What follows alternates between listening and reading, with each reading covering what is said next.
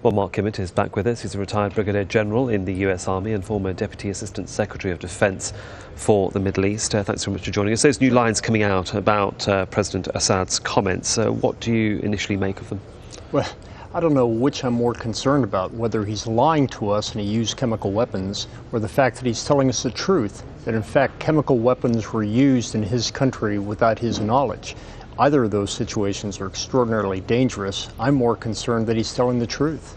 And if he's telling the truth, then what does it say about the German intelligence report? It's a German newspaper, actually, stating the fact that these Syrian commanders didn't have his permission. As you said, it's actually worrying not just for the president, but also about the hierarchy within the Syrian regime, or as to whether they're taking orders from anybody. No, that is extremely troubling. But the fact remains is that we don't, as the world, have a concern about Bashar al-Assad as an individual in this case, but the fact that the Syrian regime, whatever its architecture, whatever its infrastructure is, used chemical weapons against its own people. That's what's being considered right now, and the actions that are being considered by the world community are focused on that, not against a single individual, but against the Syrian government. But he's also talking about setting the region on fire if the Americans attack, and it could change the course of the war. How do you see that?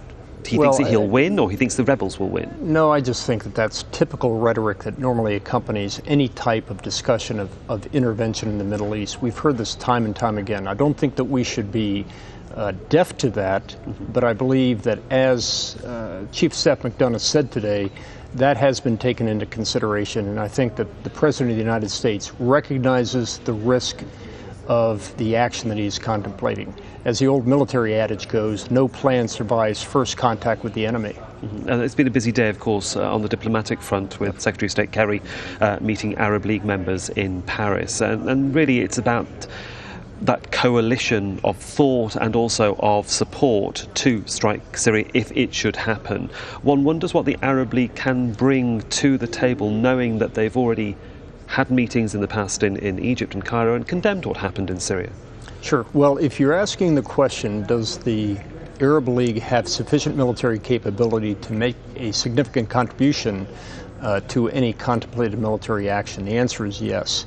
They have some of the most advanced weapon systems in the world, some of the best fighter aircraft in the world that can deliver some of the most precise weapons in the world.